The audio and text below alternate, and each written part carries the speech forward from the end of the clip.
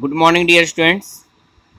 मैं शुभम तिवारी माया ज्ञानोदय संस्कार अकादमी वृद्धा ललितपुर से आप सभी विद्यार्थियों का आज की इस कक्षा में स्वागत करता हूं।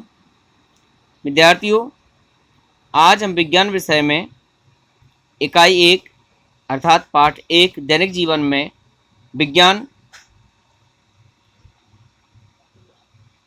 का अध्ययन करेंगे, जिसमें हम सबसे पहले ये जानेंगे कि दैनिक जीवन में विज्ञान की भूमिका क्या है, अर्थात हमारे जीवन में विज्ञान क्या रोल अदा करता है।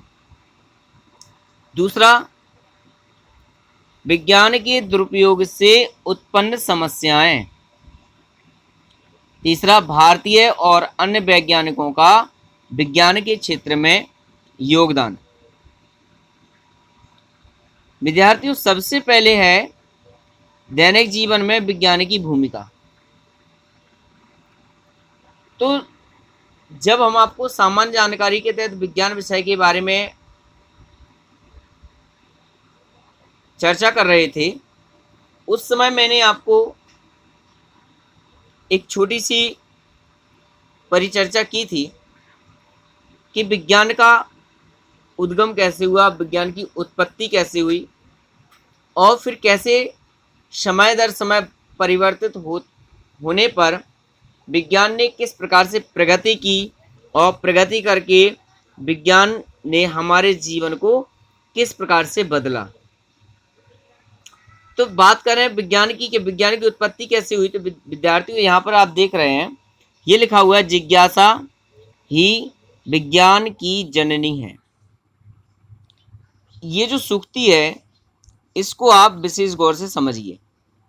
जिज्ञासा, जिज्ञासा मीन्स हमारे मन में उत्पन्न होने वाली इच्छाएं। हमारे मन में किसी भी बात की जानने की उत्कंठा। जैसे यहाँ पर एक एग्जाम्पल दिया है कि साधना स्कूल जाती थी, एक लड़की थी, स्टूडेंट थी। कभी वह टीचर से पूछती कि चिड़ियाँ कैसे उड़ती हैं, कभी वह कहती कि पत्थर जब हम ऊपर फेंकते हैं तो वो नीचे क्यों गिर जाता है।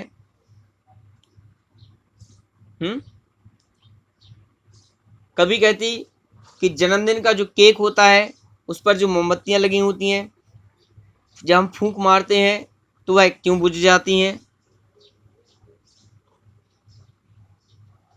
इन सवालों के जवाब उसकी माँ के पास नहीं होते हैं। विद्यार्थियों, बच्चे बहुत उत्सुक प्रवृत्ति के होते हैं। उन्हें बहुत कुछ जानने की मन में लालसा, बहुत कुछ जानने की मन में इच्छा बनी रहती है। कई प्रकार के सवाल करते हैं। तारे क्यों रात में दिखाई देते हैं, दिन में क्यों नहीं दिखाई देते। सूर्य गर्म क्यों है, ठंडा क्यों नहीं है। चंद्रमा ठंडा क्यों है, गर्म क्यों नहीं है। पृथ्वी कैसे चक्कर लगाती है, हम लोग तो घूमते हुए नहीं दिखाई देते हैं। तारों में अपना प्रकाश कहाँ से आता है, लाइट लगी है क्या। ये बहुत सारे सवाल। इलेक्ट्रिसिटी कहाँ से आ रही है, कैसे आ रही है, क्यों आ रही है, कैसे बनती है। कुल मिला के इतने सवाल करते हैं बच्चे कि माँ बाप उनके जवाब नहीं दे पाते हैं। तब माँ कहती है कि मुझे इन सवालों के जवाबों के बारे में नहीं पता, तुम कल विद्यालय जाना और अपने अध्यापक से पूछना।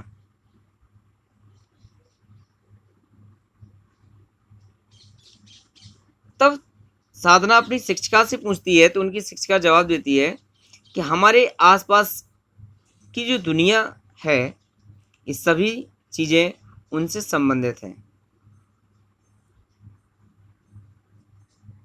मनुष्य हर बात के बारे में जानने की लालसा, इच्छा, जिज्ञासा रखता है, उत्सुकता रखता है।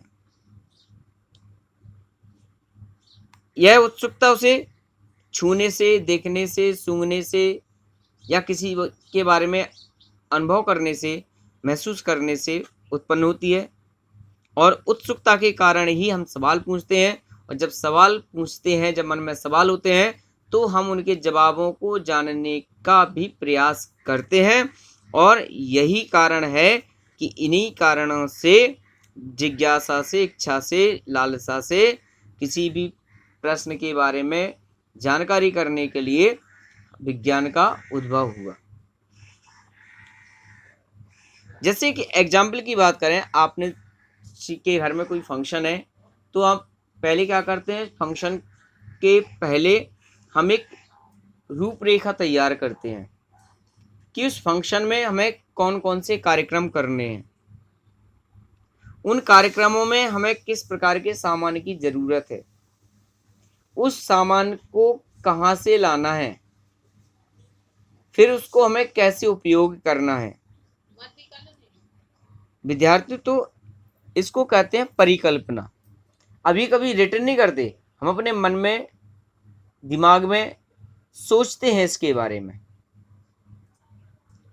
तो इसको कहते हैं परिकल्पना। परिकल्पना का अर्थ क्या है, हमारे मन मस्तिष्क में किसी भी कार्य को करने की योजना का मैप तैयार करना, एक नक्शा तैयार करना, घटना के या परिघटना के बारे में विचार करना ही परिकल्पना या कल्पना कहलाता है। इसी प्रकार किसी सिद्धांत की रचना की जाती है और इसकी पुष्टि के लिए अधिक से अधिक प्रयोग करने पड़ते हैं ताकि सही निष्कर्ष पर पहुंचकर समस्या का हल खोजा जा सके। तो विद्यार्थियों, अभी हमने जाना कि कल्पना या परिकल्पना क्या कहलाती है।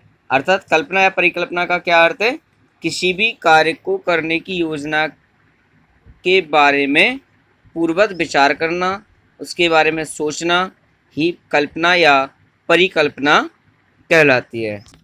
इसके बाद विद्यार्थी की जो साधना ने अपने टीचर से, शिक्षिका से सवाल किए थे, जैसे कोई चीज़ ऊपर फेंकते हैं तो नीचे क्यों आकर के गिरती है, तो उसकी शिक्षिका ने साधना को बताया कि एक वैज्ञानिक हुए थे विज्ञान के क्षेत्र में, सर आइजैक न्यूटन। न्यूटन का नाम विद्यार्थियों आप सभी ने सुना होगा। उन्होंने एक सिद्धांत दिया था, एक बात बताई थी कि पृथ्वी के अंदर एक प्राकृतिक शक्ति होती है जिसको हम गुरुत्वाकर्षण कहते हैं, और उस गुरुत्वाकर्षण के कारण ही प्रत्येक पिंड में, मतलब जितने भी ब्रह्मांड में पिंड है या कोई भी ग्रह उपग्रह, सब में अपने अपने एक गुरुत्वाकर्षण होता है। और जब कोई वस्तु उस गुरुत्वाकर्षण के सर्किल में, अर्थात जितने एरिया में उस गुरुत्वाकर्षण का प्रभाव होता है, उस एरिया में अगर संपर्क में आती है तो वह गुरुत्वाकर्षण के कारण से पृथ्वी उसे अपने केंद्र की ओर खींचती है। तो यही कारण है कि जब कोई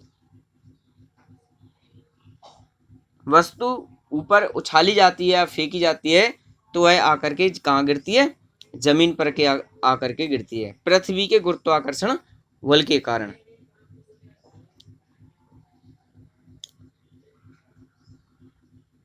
दूसरा, चिड़िया कैसे उड़ती है, तो विद्यार्थियों पक्षी उनकी पंख की बनावट यानी पंख की संरचना की विशेषता के आधार पर उड़ते हैं। पंख क्या करते हैं, उन हवा को चीरते हैं, और चूंकि पक्षियों की जो हड्डियां होती हैं वो छिद्रयुक्त होती हैं, जिनमें वायु कोश पाए जाते हैं, उनमें वायु भर जाती है। इस कारण से वह अपनी विशेष आकृति और आगे की पंखों नुकीले होने के कारण से हवा को चीरते हुए उड़ते हैं। मोमबत्ती क्यों बुझ जाती है, ऊष्मा और वायु दाब के बारे में पढ़ेंगे तो हम समझ जाएंगे कि मोमबत्ती फूंकने पर क्यों बुझ जाती है, या फिर प्रेशर कुकर में दाल जल्दी क्यों पक जाती है। विद्यार्थियों, आज की इस कक्षा में मात्र इतना ही। कल हम जानेंगे कि विज्ञान ने हमारे जीवन के लिए क्या क्या किया और किस किस प्रकार की वस्तुओं को हमें प्रदान की, जिससे कि हमारा जीवन सरल और सुखद हुआ। तो विद्यार्थियों कल इसी पाठ पर फिर चर्चा करेंगे। तब तक के लिए आप सभी का बहुत बहुत धन्यवाद।